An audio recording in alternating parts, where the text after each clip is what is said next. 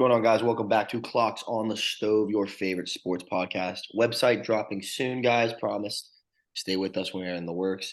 Today, we got a UFC 290 preview. What a fire card, International Fight Week. A lot of chaos has gone in the making and creation of this card, and there's a lot of chaos that will be seen on Saturday that we are about to dive into. But before we do that, your usual host, myself, Mr. Grayson Fisher, and with me, in Fort Lauderdale, Florida, Mr. Zachary Douglas Watts. Zach, before we dive into this card, I just got something very off topic to say. It just popped up on my Twitter. That's why I'm thinking about it.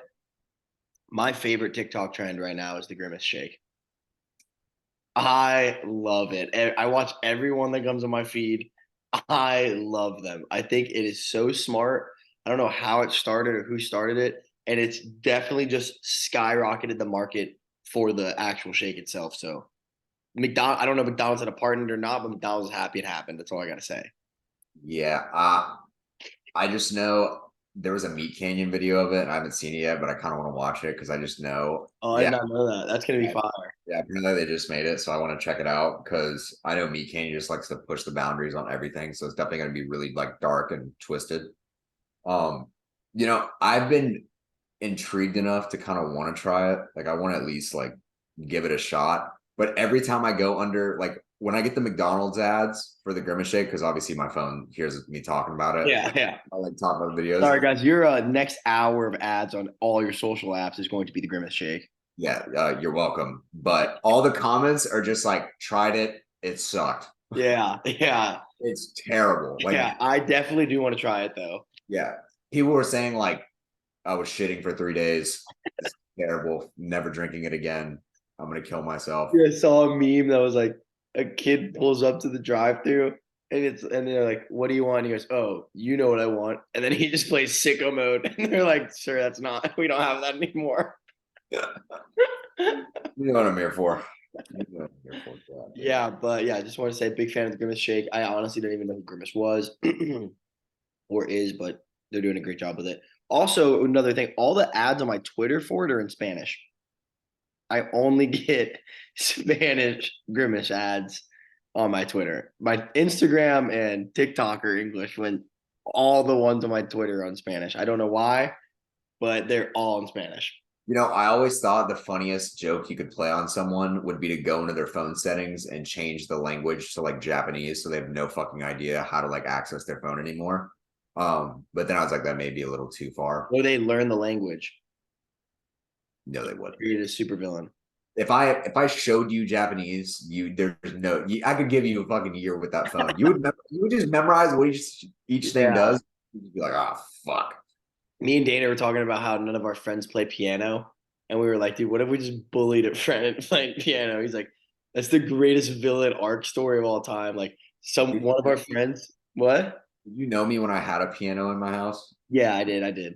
But Yeah. I'm saying, like, what if we just like we had a friend that's so prideful that we just shit on them all the time for not being able to play piano. They just become nasty at piano. And we're like, little did you know that's what we wanted the entire time. Yeah, we should have done that more with Mateo and his guitar. But he Yeah, kind of no, I do. I actually do that with Mateo and the guitar. yeah, Just because I wanted to play more. yeah. I mean, the thing is, no one likes that guy if you whip out the guitar at a party. Like everyone's just like, oh my God, bro. Yeah, fuck that. No, no, no. All the guys are like, fuck that guy. All the girls are like, oh my gosh. Yeah.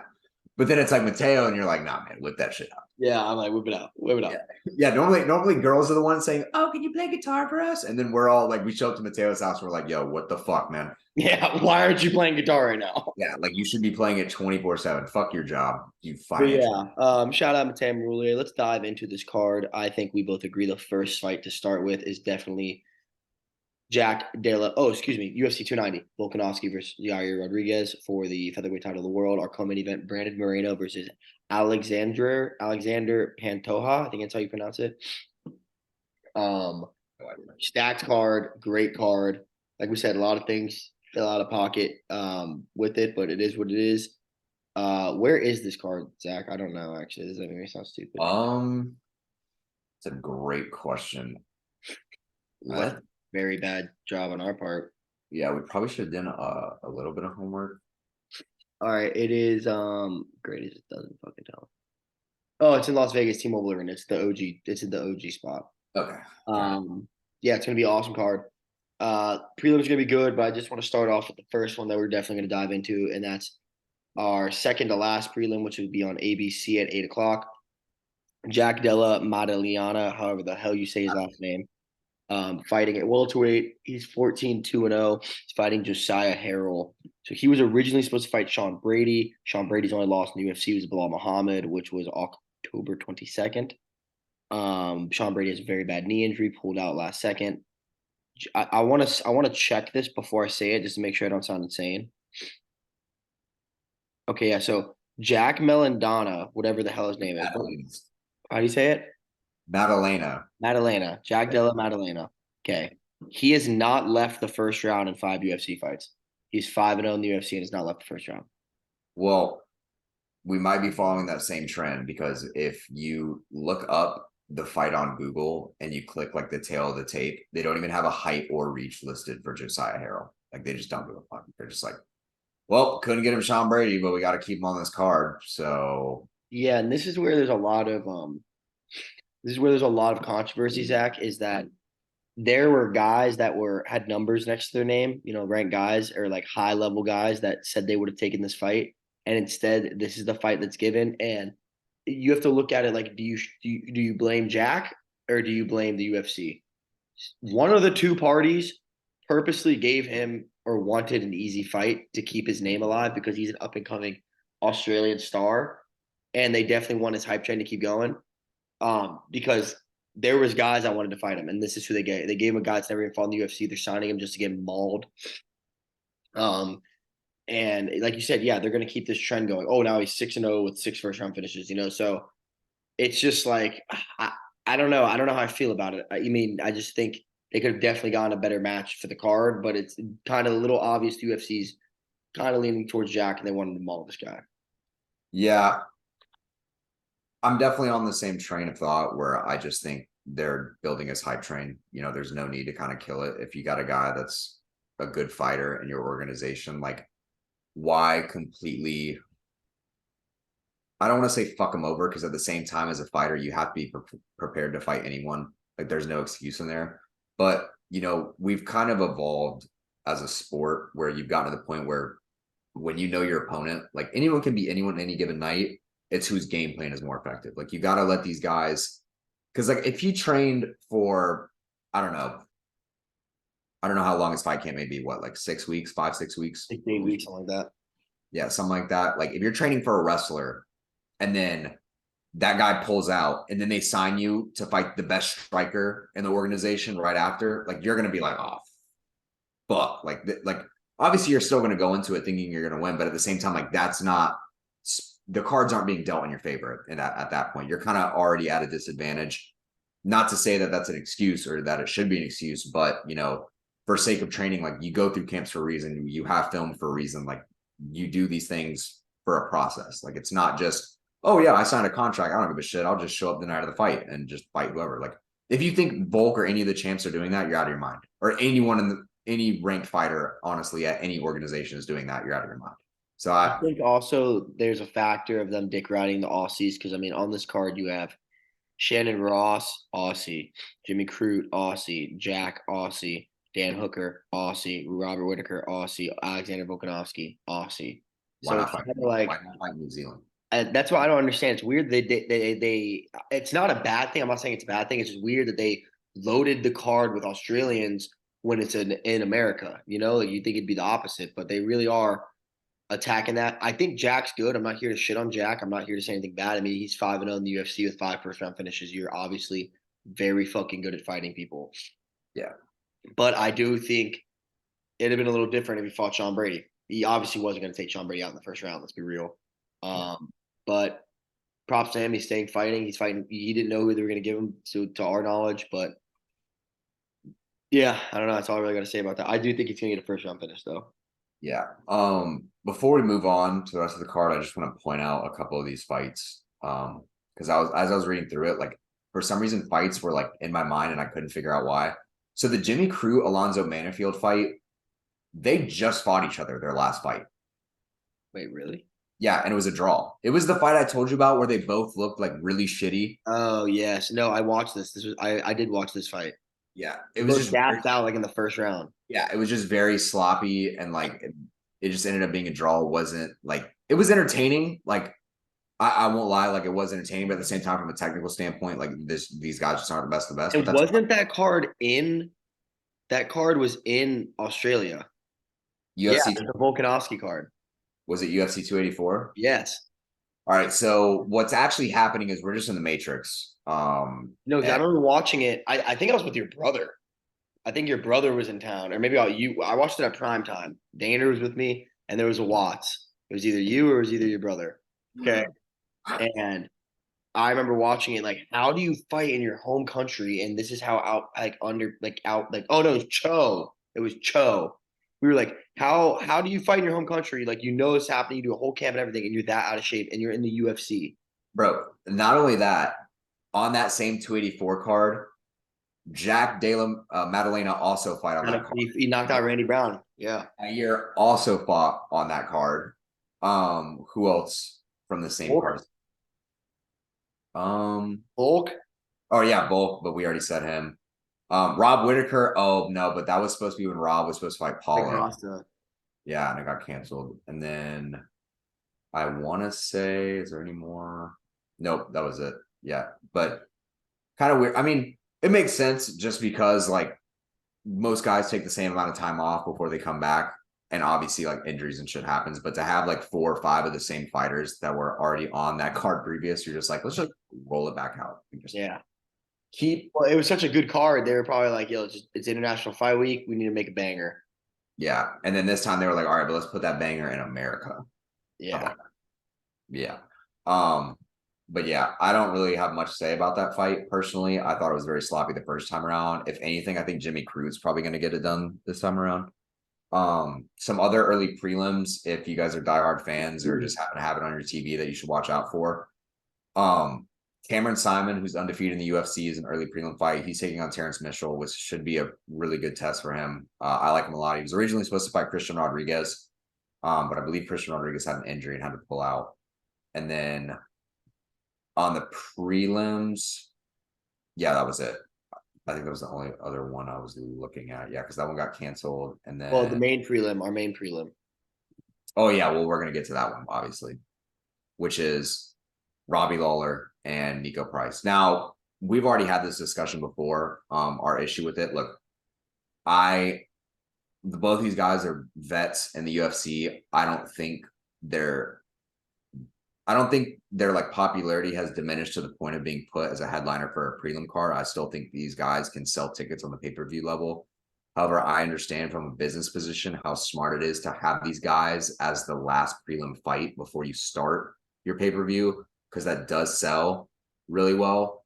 But having the same situation again where you have them fighting below the next fight we'll talk about, which is Bo Nichols fighting a nobody, like it doesn't, like, I can't agree with it.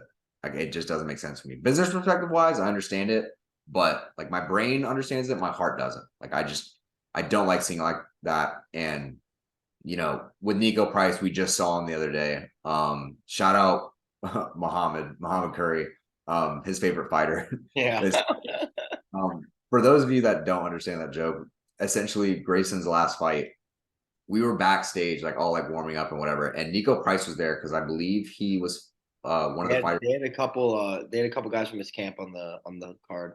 Yeah, so he had a couple guys from his camp on the card, and he was backstage. And one of our guys who fights at Kaizen, we were all sitting there, we're like, oh my god, like there's Billy Quarantillo and there's Nico Price, and then as like Nico Price is like walking towards us, Muhammad Curry just goes, "Dude, you're my favorite fighter." And he kind of like looked at him like, really? He Yeah, was he's like, like, all right, man, yeah, okay. yeah, like Nah, but Nico. Nico Price was mad cool. Honestly, this is a battle of like two awesome guys. Yeah. Nico Price, super cool dude. He took a picture with all of us, talked with all of us, shot the shit with all of us. Super cool. Robbie Lawler too, and like everyone that sees him at Jay Alexander's that used to work there, and like guys I know that train with him. Like he's such a humble, like awesome, fucking nice dude. This is Robbie Lawler's first time being on the prelims, like not the main card since his UFC debut in 2002. So that's something that's crazy. It's his retirement fight. He wasn't trying to make people know about that. He wanted just to fight and then didn't do it after, but somebody broke the news. That's just to show his character, how humble he is. Been in two of the greatest UFC fights of all time, fighting Carlos Condit to a split decision and Robbie Lawler that fifth round finish. Excuse me, fighting Robbie Lawler fought Rory McDonald in that fifth round finish. Yeah. Nico Price is known for bangers of fights. This is going to be a banger. Yeah. They're two vets. They're going to stand in the middle and they're going to exchange. What a send off fight for Robbie. And I don't see how anything bad can come out of this. They're two awesome dudes. They both love the brawl and they'll probably grab a beer after the fight. If I had to give my pick, I'm gonna. I think Robbie wins it in his retirement fight. I think so. I think Nico's good. I'm not saying Nico's bad. I just think Robbie, it's his retirement fight. It's his last one. He's gonna make it ugly, and I think he's gonna win. I'm gonna have to disagree, only because I can't remember the last time a guy won his retirement fight. I just Fact though. I can't. Like I physically can't. I'm not saying it's gonna be his fight like it was with what's his name? Who's the guy? The Cuban Missile Crisis? Ryan Barberena. Brian, no, that's not the Cuban Missile Crisis. But yeah, Brian Barberena. Yeah, like that fight, like where I thought Robbie's gonna win. I don't think it's gonna be like that. I think they're gonna both put on a war, but I just think Nico, like, he doesn't have the retirement on his shoulders. Like he doesn't have like I feel like once you announce your retirement, you have so much else on your mind. And obviously, like this is just speculation because I've never retired from fighting or have I fought before. So I can't really say like Never retired from anything. yeah, I've never retired. I did retire from collegiate baseball. Very fast. Yeah, retired. I play slosh ball on occasion. I come out every once in a while, but it's one of those like charity softball events. Yeah, they should have charity fights. They do. They have charity boxing matches. Yeah, but I mean like Zuck Elon Musk style, where it's just like you have celebrities talking. Like imagine if Chris Rock would have fought Will Smith at like the peak of that whole shit. That would have sold out immediately. If Celebrity Smackdown or Celebrity Beatdown or Celebrity whatever that was, that old cartoon show on Adult Swim. I think I know what you're talking about. Yeah. They would have had a blast with that. They would have had a blast with that. Yeah. Since we're on the topic, if I could speculate any like celebrity fight that I would want to see, I think I'd want to see Joe Rogan. Oh, who would I think is a good matchup for him though? Shit. Who's like someone I really don't. I would want to see The Rock fight Michael J. White. Michael J. White would beat the shit out of him. That's why I think it'd be awesome. I think it'd be fucking sick. I think Michael J. White versus Joe Rogan would be a little more entertaining. Michael J. White would whoop Joe Rogan's ass. Yeah, he whoop his ass. Yeah, he'd whoop his ass. What if it was like a leg kick competition? Michael J. White would win. You think? Michael J. White's a bad motherfucker, dude. Yeah, but just leg kicks. Like they just stand each other and like it's like slap fighting, but they just leg kick the shit out of each other. That would sell better than slap fighting, I think. Yeah, you just like because like no one gets like. I mean, I'm not saying you don't get seriously hurt from leg kicks. Like don't get me wrong here. I think professional thumb wrestling would do better than slap fighting. Personally, I think I could be a world champion in thumb war wrestling. Oh, you like that? You think you like that? Like that. Now, if you're counting all that bullshit, like, oh my God, snake in the hole, or like some bullshit. You're talking about straight up mano a mano, thummy thumb. Tape my fucking hand down and watch me fucking Max Holloway that shit just all up in your ass. Like just damn, we're gonna have let's pin this idea. Let's have a Clocks on the Stove charity thumb wrestling tournament. Yeah. Honestly, every guest we have on the pod in person, they have to thumb wrestle us. I like that. No, I'm not claiming to be good at it. So there's no us. It's a you. Okay, me. Yeah. I would probably go to prison though if I like accidentally broke like Dane Belton's thumb. Like they sign a waiver. We're not gonna make any of our pro athletes sign a waiver. They're gonna be like, dude, can we get your autograph? And it's just like, all right, yeah, we own your soul now. Yeah, you have to get Clocks tatted. Yeah. Anyways, let's move back on to the card. A fight that's been at a lot of controversy was supposed to be the opening fight of the pay-per-view was supposed to be Bo Nickel versus Trishawn Gore. It's now Bo Nickel versus Val Woodburn. Listen, Bo Nickel was going to win either fight. Shout out Val Woodburn. He's a fucking Florida boy. All of his fights are at a Combat Night, which is a pro show in Florida. Awesome show. We have 5 Kaizen guys fighting on it in July 29th. This guy was originally supposed to fight on the Contender Series in a couple weeks. Pulled him out now to fight this fight. Obviously, you're gonna fucking say yes to this. And Bo Nickel is now the largest favorite in UFC history at minus 2,800. Dude, look, I want everything in the world for this Val Woodburn kid, but there's just like there's levels. There's fucking levels. Here's what bothers me. When the fight got announced, my Twitter was immediately flooded with like highlights of Val Woodburn. And look, I'm all Yeah, for me it. too. Me too. But it's one of those things where like people are just false hyping up someone to be like, oh, well, he's got a puncher's chance. Like, yeah, everyone has a puncher's chance. But if you were to tell anyone in the fucking world, hey, do you want to get off your couch in 5 days and fight arguably one of the greatest college wrestlers of all time? You'd probably be like, fuck no. But at the same time, yeah, but Val, like at the same time, like you may only get one chance to ever fight in the UFC.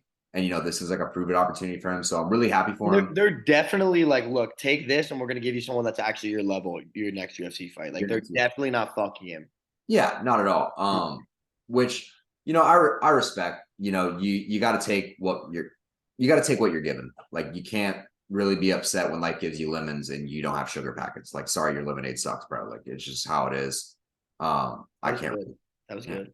Like that. Yeah. Unfortunately, Bo has all the sugar. Yeah, no, he has a gallon of sugar going. He has a monopoly of sugar in this fight. Like when you play Monopoly, he just has all the sugar packets. Like when you ask for coffee at a restaurant, Bo's just in the back with your sugar caddy. The thing is, though, it just makes me hate Bo that much more.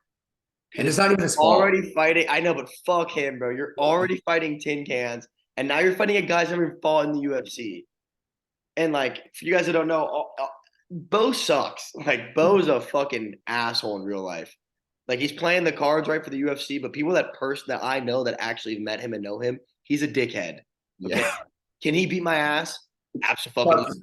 Yeah. Good for him, Bo. Not a thumb war though, bitch. Doesn't change the fact. No, he would kill you in a thumb war. Doesn't change the fact that he's still a dickhead though. And it's just like they're building up the hype train, throwing him nobodies, and like shout out the UFC. It's smart because the whole wrestling world's fucking following Bo, but like fuck him, That's all I gotta say. He's gonna kill this guy first round, but fuck him. Honestly, like even after this fight, where do you even go with Bo? What do you give him next? Are you gonna give him a huge jump in competition and be like, oh, he's ready for like the top shit? Like, oh no, dude, he has negative striking. They're gonna wait years until he fights somebody big. Yeah, like but like they need to give him like, I feel like they're gonna fuck up and give him the same shit. Like, who did we watch fight at the Adesanya Pereira, who was Raul? Oh, Raul, yeah, like. You're gonna accidentally give him a guy who has great takedown defense and that knows how to keep him. There's no one in the UFC middleweight division that's not Robert Whitaker that could stop his wrestling. Yes, this is true. So then there's guys that can weather it down and then whoop his ass. Like I think Costa, he could take him down once or twice and that's it, and then I think he'd be done. But he will get a single takedown on every single person in the UFC middleweight division other than Rob Whitaker, and he probably would. Not because Yoel couldn't take down Rob, yes or no? But do you think Yoel is a better wrestler than Bo Nickel? Credentially, he's the Olympic silver medalist. This is true. Yoel is also a genetic freak. I think Yoel is so fucking overrated, though. Yeah. I have a pimple. His last fight was so boring. Yeah, but anyways, let's move on with that. We both agree Bo Nickel is going to kill. The next fight's very fun because it was supposed to happen. Dan Hooker broke his wrist, I think it was, and then they replaced it with Gamrot, which was also a good fight. Jalen Turner versus Dan Hooker. Jalen Turner coming in at 13-6-0. He just lost to Gamrot. Dan Hooker coming in at 22-12-0. He just won against that fucking boot scooting guy. Puelas. Dan Hooker went down to feather 45, came back up to 55. Jalen Turner is probably the biggest 55er to ever walk the planet at 6'3". Yeah. We got minus 270 for Jalen Turner, plus 220 for Dan Hooker. Zach, start us off. What are you thinking about this one? Yeah, just based off Jalen Turner's last performance, what he did against Gamrot, shout out to Gamrot. Dude's got a chin of steel and just did what you're supposed to do as a wrestler. If you get clipped, just shoot the takedown because at least you can stall time to kind of like regain your confidence, your composure, like get your feedback. Turner won the fight, lost the game. Yeah, like it's how it is, bro. Like that. This is why like wrestling is like the most dominant like martial art in my opinion. Like it's even if you're on the defensive, like in striking, counter striking, which is a defensive style towards the striking game. you can still win that way. You can't win a fight defensive wrestling. You can't stuff a man's shots and win a fight. Like if you just stuffed 85 shots, you're probably not going to win the fight. Like there's just no way around it. Like it's just how it is. Because like other than that, you're so what? You put your hips in his face. Like he licked your dick a little bit. So what? They're not going to be like, oh, you lost. But back to the fight. First, I have to take this shot just because it always bothers me. Every time I see Dan Hooker's leg sleeves, I die a little inside. Yeah, it is cringy, and he's got the Slim Shady hair now. Yeah. Is it you that doesn't fuck with him, or is it Dane or someone I'm friends with does not fuck with him because he talks Me. so much? Yeah, It's he me. talks, bro. So I used to be a huge Dan Hooker fan. I opened your eyes. As he started getting, more popular and he started getting a platform, he's such a douchebag, bro. Yeah, bro. Like, Such oh. a douchebag. By the way, I don't know if I just didn't notice this, and maybe I'm just tripping, but has he always had that thick of an Aussie accent? Yeah, he always has. Because in his latest interview, when I heard him talking, I was like, dude, is this guy getting like the Mackenzie Dern treatment where he just like No, but he's actually on there. spent too long in the outback? Like, geez, No, man. I'll give him credit where credit's due, though. He's a dog. He's never ran from a fight, and he's very fun to watch. And dude, like during COVID, he had to fucking wait 2 weeks when he got home, quarantine before he could see his kid and his wife. He's a savage. Love him. Much respect to him. But I think Jalen Turner's the next thing. I think he's up and coming, dude. I think Jalen Turner's up and coming in this He's an division. enigma. Like he's got that John Jones type of like Yeah, length. he's very fucking hard to fight stylistically unless you're a wrestler. And even then, Gamrot, like you give Jalen Turner a full camp, he might not lose that fight. Yeah, He's on short notice because of Dan Hooker's broken wrist. and let's look at hold on. I'm gonna look at Jalen Turner really quick. I want to look at some of his past fights because going into it, I kind of knew he was He was on gonna. He was on a 5 fight win streak going into the Gamrot fight. Yeah, but Yeah. you look at the fights before that. Fought Brad Riddell, fought Jamie Malarkey, fought Uros my Medic. dick. Medic, he's good. Yeah. Joshua Kulibau and then Thiago Moises, like guys that, like, no offense, their wrestling just isn't on the level of Gamrot. Like he just had never seen. And dude, Gamrot's wrestling is unreal. Like He did murder Brad Riddell though. yeah.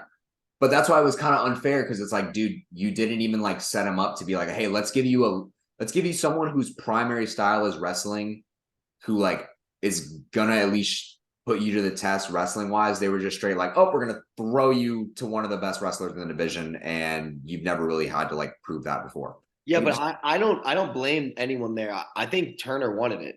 Gamrot was like, I'll take it. And Turner was like, let's fucking dance. Like I think it was just one of those things that just sucks. Like it's just one of those situations that sucks.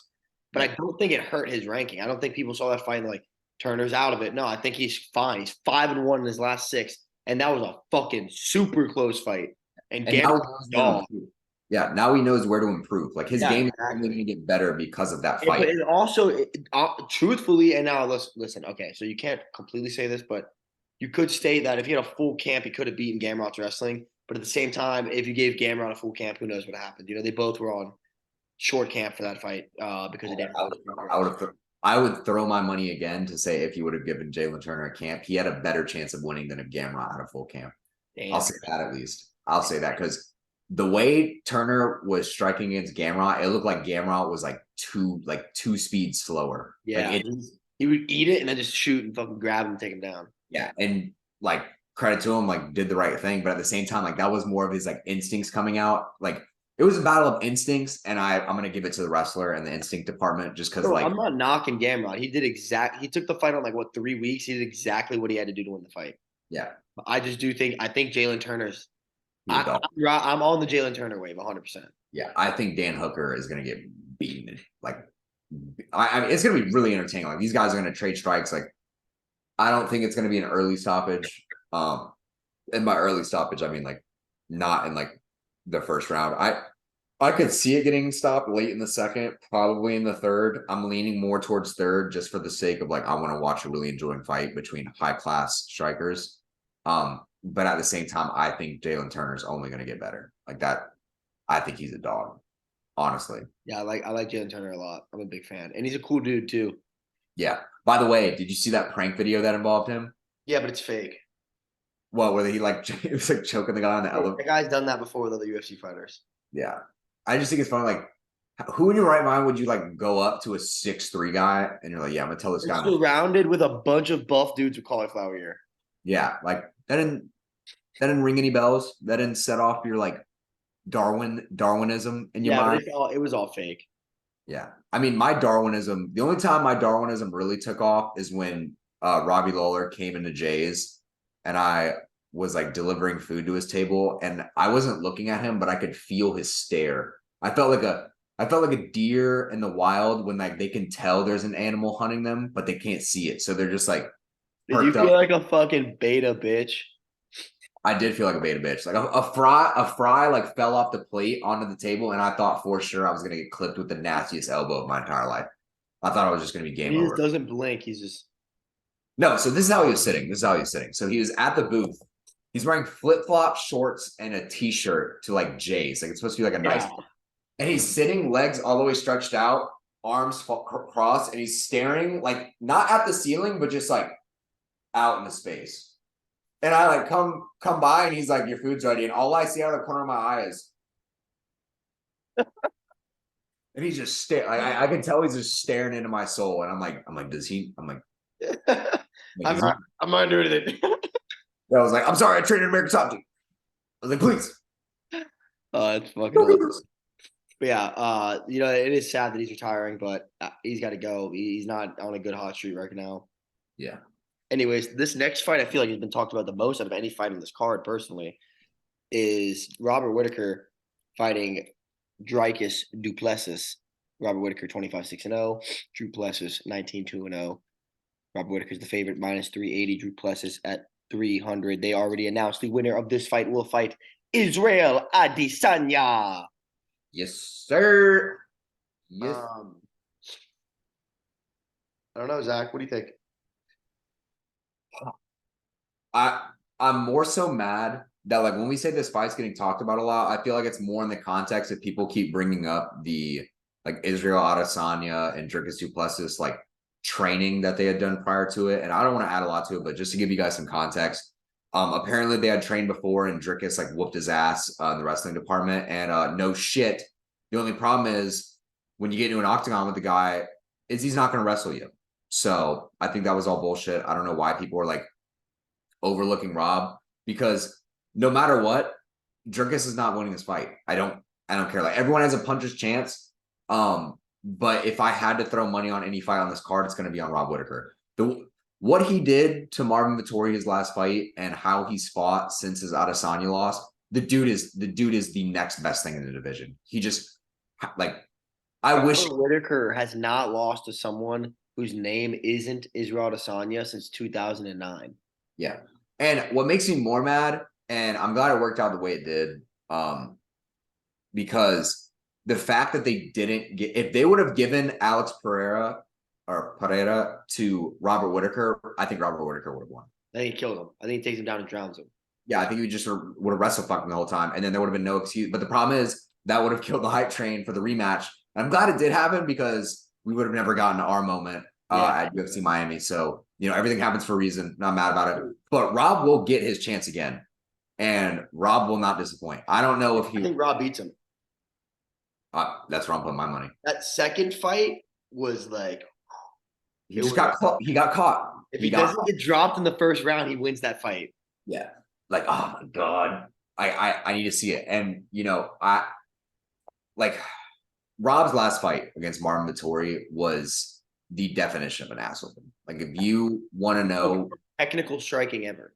He literally made Marvin Vettori go to Thailand to learn how to fucking kick because he was so pissed off. He was like, I'm fucked. Dude, it's crazy because after the first round, there's like a whole TikTok breakdown on it.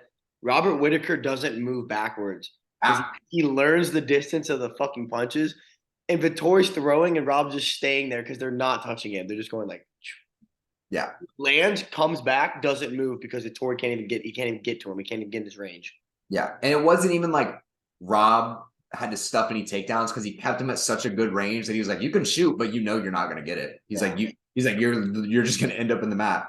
And then it killed me even more because I'm literally watching Marvin. I'm like, dude, if I'm Marvin's coaches in this fight, I would kill myself. Yeah. Like I'd be like, there's nothing you can tell because they're doing everything you want him to. He just can't compete. Like he's just like Rob is leagues above you right now, and that's what it is. Like Rob is the ultimate gatekeeper right now. Yeah. Ultimate gatekeeper, like the gatekeeper. And I know you shouldn't do 3 fights in a row if it's not if it's not a win-win, but there's just no way you don't give it to Rob. He's cleaned the division. This is the second time doing it. He's just a dog. You know, the story going into this fight is like, is Duplessis the next guy, or is Rob, going to prove that he's Big Daddy? They're both giving each other a lot of respect. Duplessis is like, yeah, dude, Rob's a dog. Like he's very fucking good. And Rob said it's the hardest fight of his entire career. So they're giving each other the respect. It's more of the media that's kind of making their own narrative on the fight because of the Duplessis says he's South African, but he's not South African, and he's trained with Izzy. Like they're kind of forcing him to be a villain, but towards each other they've been super polite and respectful. I think it's going to be the exact same way as the Vittori fight. I think Duplessis is going to go in there. He's 5-0 in the UFC. By the way, we've got to add that. I think he's going to go in there. He's going to give a decent first round, and then Rob's going to fucking calculate and pull the numbers and do fucking Sokotoa, and it's going to be over, and he's going to whoop his ass. Also, Duplessis hasn't beaten fucking anybody, dude. Yeah. I mean, he beat Derek Brunson, knocked him out, but Derek Brunson was old as Derek Brunson Hill, who had one win in the middleweight division. Brad Tavares, who I don't even think is in the UFC anymore. Who else is there? Brunson likes to block a lot of shots with his face. That's the problem. So probably why he didn't win that. There's just not. He hasn't really fought nobody, and I do think he's good. I mean, he's 19-2, 8-1 with KOs, 10-1 with submission. So 18 of his 19 wins are finished. The only one that was not was Brad Tavares. So he's a dog. Robert Whitaker's, if he beats Israel Adesanya, he's the best middleweight of all time. So it's just like, I don't think that there's any shot he has him. Not yet. I think Duplessis can come back. Yeah, he's 29. He's got plenty of time. But I just think Rob's the Reaper, man. He's the fucking Bobby Knuckles. Bobby Knuckles. Well, the only thing that bothers me about Rob is Rob hits hard. He never gets any finishes. He really doesn't. I don't know. And it was so funny because in that press conference, he goes, people don't realize I hit fucking hard. He goes, people just don't drop. He's like, I don't get it. And like, look, man, shit happens. Like, you just don't catch a guy the right way. Like, it is what it is. I've seen people get knocked out being on top mount in amateur fights. Like, shit happens in fighting. I will say Duplessis does have knockout power if he does clip him. Duplessis is not knocking out Robert Whitaker. But that's the thing. Like, Izzy got one shot and made it count. Dreykus is nowhere near on the level of Izzy. Yoel Romero couldn't do it, bro. He's not doing it. Yeah, sorry. Like, Dreykus, you have your life ahead of you. You're just right place, wrong time. Yeah, I think this is Robert Whitaker's chance to prove, like, give me Izzy. Like, I fucking want Izzy, Now, I think it's gonna be a good fight too. I don't think it's gonna be a shitty fight. Yeah, no. Rob always knows how to entertain. I've never seen Rob will outclass people, but he doesn't bully anyone. Like, I've never seen him just completely dominate a fight in a sense where it was like, damn, I don't even want to watch this. Like, this is bad. Like, when he was classing Marvin, I'm like, dude, this is just masterclass. Like, this is perfect. But he never does anything where it just seems like, oh man, like he's just taking advantage of this guy's weakness. He's like, nah, I'm better at you than this, so I'm gonna beat you. Even when he fought Jared Cannonier, it was the same way. It was like Jared Cannonier is too strong for him, and he dropped him twice. Dropped him. Just so Rob does, man. The Reaper for a reason. Fucking great, humble, like nice man, dude. I love him. By the way, his greatest quote of all time is when they asked him, "Would you fight a woman?" and he was like, "Fuck yeah." Fuck out of a woman. That's awesome. Our co-main event, which is, I feel like this fight hasn't been talked about at all. I actually forgot it was on this card until the other day. UFC Flyweight World Championship, Brandon Moreno coming in at 21-6-2, defending his title against Alexander Pantoja, coming in at 25-5-0. Moreno is your favorite at 210. Pantoja is at plus 175. Listen, these guys fought a couple years ago. Pantoja got the best of Moreno. Pantoja's, dude, he's kind of fucking fought everyone. Alex Perez, Brandon Roval, Manuel Cape, Askar Askarov, Matt Schnell, Devison Figueiredo, Brandon Moreno. Like, he's fucking – this dude's fought a lot of people. He's been in the UFC since 2017. He's on a 3-fight win streak. 4-1 in his last 5. Guy's good, dude. He's good. He's 33, so this is definitely his last shot. Brandon Moreno's still a young guy, 29. Brandon Moreno, dude, let's talk about him. I feel like this doesn't get talked about enough. First of all, he's a dog. super nice, humble guy, first Mexican world champion. But dude, he's had like 5 different fucking coaches because he finally got with James Krause. They beat Figueredo. They're like, James Krause is our guy. You can't train with James Krause anymore. So it's just like a lot. By the way, super sad about that. I was a huge James Krause fan. I think that's so fucked. But yeah, dude, it's Go just ahead and tell the story with James Krause again, just so our fans it know. was somehow or another they said that him and his team were betting on fights because they live saw the result before like that went through on the thing. So they were doing that and they were like betting on fighters and stuff. That I don't know if any of it was proven. I don't actually know the extent to it. Um, Was Krause is the same guy that, if I'm not mistaken, knew his fighter was injured and didn't announce it. And then, that's the guy. That's why that's what opened up the investigation. yeah, which by the way, really stupid. Like We don't know if that's true. We don't that there's no actual proof on that. no proof, but at the same time, like I feel like you have to be like you have to have done something like obvious enough for someone to be like, like because the fact that the odds dropped right before the fight and he had already like bet like that, like and there was a bet placed that was like for a lump sum of money, like that's kind of like All I know is I like James Krause a lot. I think he's a fucking his MMA mindset's amazing. He's a made a super mistake. intelligent coach. Shit happens. But yeah, I did like him a lot. He talked to Vince about him all the time, actually. But this fight's gonna be fun. The thing I like about this fight is it's very similar to the Devison Figueredo fight. Is these guys are high level scramblers. They scramble like crazy. They're 125 guys with great grappling, and they fight MMA. It's not like striking. Now we're wrestling. Now we're grappling. No, they're like punches to a takedown to an armbar. Like they're fucking.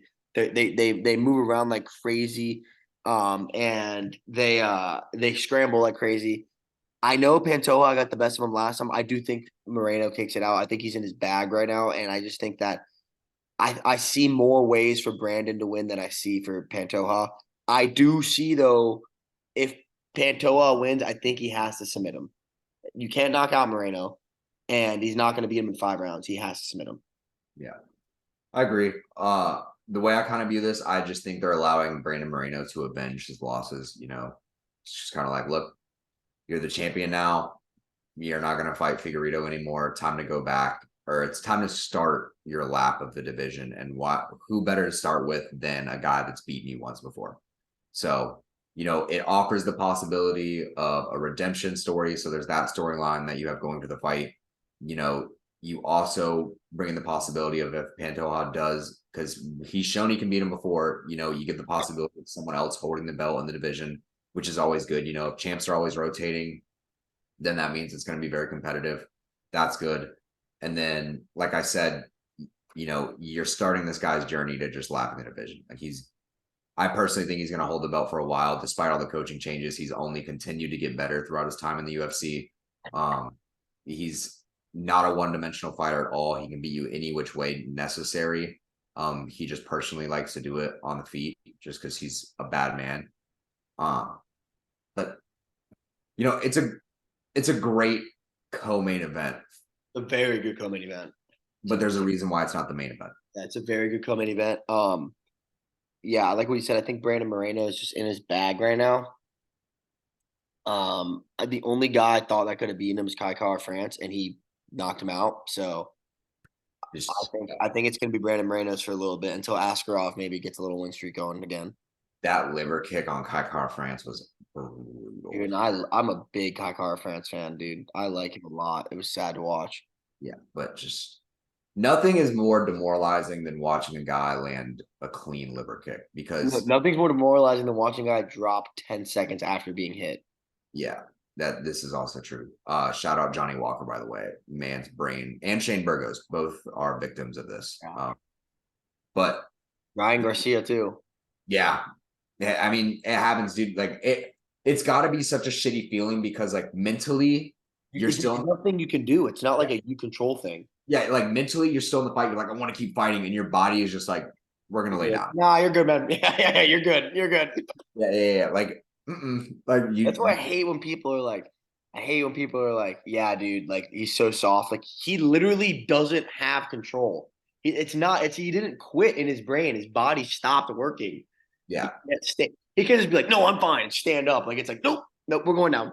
Yeah, Like, and it's not even one of those where like, oh, like you got the wind knocked out of you. It just hurts to breathe. Like you just need to stand up. Like his body literally folded under him. yeah, I went into liver destroyed survival mode, like fucking baby fetus. Yeah, Like, yeah. Fetal position. You're back in the womb. Give him a binky. Like give him the binky. it wasn't there like there was like no time left in the round too. I think I thought it was like towards like the middle or beginning. Let me double. 4:34 in the third round. Damn, that makes me sad. I really fuck with Kai Car France, dude. Yeah, I mean he's gonna get a second chance anyway because I mean he's got a lot. Maybe I don't think so, dude. I think he lost his fight again after that. Yeah, he did. He lost the fight after that. Cal Bazio, not that long ago, actually. Yeah. Beginning. Yeah, it sucks. I like him a lot. But anyways, let's get to the reason why everyone's listening today. Our main event of the evening. UFC featherweight world championship between Alexander the Great Volkanovski coming in at 25-2-0. His last fight was trying to unify both belts and become a two-time champion, fighting Islam Makhachev. And his opponent is the interim featherweight world champion, Yair Rodriguez, coming in at 16-3-0. Yair was the co-main event on Volkanovski's last fight, in which he dismantled Josh Emmett to become the UFC interim champion of the world. So I'm just gonna cut the shit and get right to it. I think Volk's gonna win a 4-1 decision in a barn burner of a fight. I don't think Yair could beat him in the ones and twos. I think Yair can only knock him out, and nobody can knock out Volk. That's the way I feel on it. Yep. I want to also just nip this in the butt before it gets brought up. MMA math doesn't exist. There's not. He beat Max, and Max beat him. Therefore, he's going to beat. No, that shit doesn't exist. That's not how that works. Okay, that doesn't work like that. Yeah. Yair's a bad motherfucker. Like he's very fucking good. I'm pretty sure he's pretty young too. He's 30. He's not old. Can he beat Volk? No. Yes. No. Will he beat Volk? No shot. No shot. And then Max is gonna baptize the Korean Zombie. Then Max is gonna fight Ilya, and the winner of Ilya and Max are gonna fight Volk, and then Volk is gonna go up and fight Islam. That's what I think should happen. Yeah. I think Volk said it best in his interview today. He was like, the only way I'm gonna lose is a lucky strike. He goes, I just gotta get caught. He goes, that is the only way anyone's beating me. And to be honest, he's not wrong. Because what he showed against because what he showed against Islam was probably the only thing where I was like, oh, maybe a better wrestler can like take him down, but like no one's wrestling is as good as Islam's, and he did pretty fucking well against that. So that was the most high skilled technical fight I've ever seen in my entire life. that is the definition of elite. Yeah. When you talk about elite MMA fighting, that's what that was. Yeah. Every single facade of MMA, like mixed martial arts, was showed in that fight. Stand up, clinch, ground and pound, submission, Cardio, everything. reversal, cardio, counter strike, like anything you could possibly think about, you could find one moment in that fight where they showed a glimpse of it. Like, that's how it is. But obviously, things happen. Wrestling is a very, very hard thing to beat right now in the UFC. It's literally you either have to out wrestle them, but you can't defensive wrestle beat anyone. Like I've said before, it's how the rules are. I'm not going to complain about it because personally, I can't think of a better system. There just is no better system than what it is. You don't like it? Stop it. Yeah, literally. But then again, good luck if a guy like fucking Marab just shoots on you 50 times in a fight, because then guess what? Even if you stop it, what are you going to do? Yeah. Nothing. Anywho, back to the fight at hand. Look, I love Yair. What he did against Josh Emmett was beautiful. He's a world-class striker. His kickboxing, his Muay Thai, everything is just perfect right now. He is next in line. But just because you're next in line doesn't mean you're guaranteed a ticket. You're not punching your ticket, buddy. Sorry. Volk right now is leading the Polar Express, and unfortunately, they're not taking any more passengers. That's just how it is. I'm sorry. By the way, I do think if you were to put all these guys on a train, bullet train style, Volk would probably murder all these fighters. I think Rob would win. Oh yeah, maybe. Ooh, Jalen Turner probably is a good shot, actually. Nah, Rob would body Jalen Turner. I think Volk's like Aussie-ness. I think Rob would allow himself to die just because he's that nice. But yeah, how do you think it's gonna go though? How do you think the main event's gonna go? I I like what you said, that 4-1 decision. But you know what I think would be even more entertaining, that would just absolutely skyrocket Volk's just legend status, is if he baptized Yair. There's no way. I don't think he can. I don't think he can, but I would like to see it. I could see like a finish people, dude. I could just see. Now, I'm not talking about a clean knockout like Kamaru Usman to Masvidal. I'm not talking about that, but I'm talking like a third, fourth round, catches him with a fucking hook, drops Zaire, TKOs him. Like Volk doesn't finish people, dude. You can't sit here and talk about Bobby Knuckles not finishing people and try to say Volk does. Volk doesn't finish people. yeah. I know, but I do think it's gonna be a good fight though. They're both so fucking high level. yeah, dude. Let me go through Volk a little bit. Does he really have like absolutely The no? only finish that I can think of is Korean Zombie and Yeah, Chuck. 2022. Decision.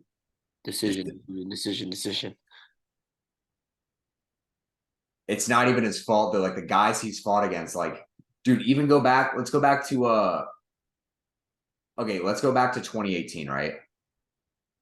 Decision versus Darren Elkins, KO Chad Mendez, KO Jeremy Kennedy. 2019, decision against Max, almost impossible to put him away anyway. Decision against Jose Aldo, almost impossible to put him away. Decision against Max, almost impossible to put him away. Decision against Brian Ortega, where I don't know how the fuck he didn't tap I out. don't know how he didn't die in that fight. Yeah. But Brian Ortega, another guy really fucking hard to put away. 2022, Max again. Finally doesn't fight either the champ or the number 2 guy, fights Korean Zombie, takes him out. Fought Islam, decision, lost, and then now he fights Yair. Dude, I think he could do it. I think he could Just fought hammers, bro. like just hammers. murder, like just straight murderers. And every time you don't give him the best of the best, I'm not saying Yair isn't the best of the best. I'm just saying if you were to put Mac, like, look, if Max and Yair fought each other right now, Max is winning, dog. Sorry. I'm sorry. There's a reason they didn't give Yair Max first, because then they would have had no excuse not to make a 4th installment. They had to at least give another guy a shot. And I understand why they did it. They just they have to find a ways. Max is gonna beat the Korean Zombie and they're gonna give Max Ilya. I'm telling you. Yeah. But I'm sticking with my original assumption. I think Volk is gonna Max is gonna put away. Volk's gonna put away Yair. Yeah. Only because even in his last fight, Volk dropped Islam twice? Yeah. One was like really quick, like he only fell to a knee for a little bit, but he's at it, dude. He's at his peak. Like he's a dangerous man to step into an octagon with. He's the best motherfucker in the world right now. Yeah, yeah. He's fighting back at his natural weight class, which I get signed to the UFC. Yes. And then Volk's gonna be like, "Give me that motherfucker." Volk's like, anybody but the American Samurai, please. I have a family. Bring him to the Aussies. I'll fight him in the land down under. Yeah. UFC 290. Check it out. Prelims 8 o'clock. Main card 10 p.m. We will be live tweeting. Let us know what you think. Zach Watts, last words. Wear sunscreen.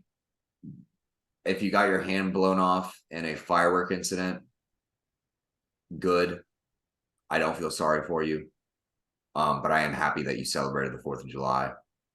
By the way, funny closing story. So if any of my people at work hear this, I'm 100% getting fired, by the way. So we're just going to put that out there. Don't say names then. Don't say names. Yeah, we're not going to say names. But I showed up to work yesterday, and my friends are working cashier, and he's like, "It's 4th of July." I'm like, "It is the 4th of July," and then he like shows me something in his pocket, and I didn't like see it right away, so I was like, "Dude," I was like, "Do you have a firework on you?" He's like, "I do," and I was like, "Oh," I was like, "Let me see it. What is it?" It's a fucking M80. It's one of those, like, if you don't know what an M80 is, by the way, it's a fucking grenade Yeah. that is like passed off It just around. goes boom. It doesn't even like have a flashy firework. It just fucking explodes. Yeah. It's just very loud, very scary. Um, do not keep near children. There's a reason they ban these, and it's because people die. You don't lose fingers, you lose hands and limbs and shit like that. Anyway, it was a really long day. We were like messing around with our boss, and we kept like joking with her. Or we kept joking with them when we were just like, oh, we're gonna light it, we're gonna light it. And then or they hit us with the I didn't see nothing. And we're like, oh, okay. You didn't see nothing. All right. Like, too much leeway for us. So right as we clock out, my my friend was like, "I'm gonna do it." And I'm like, "What are you gonna do?" He's like, "I'm gonna go light it." And I was like, "All right."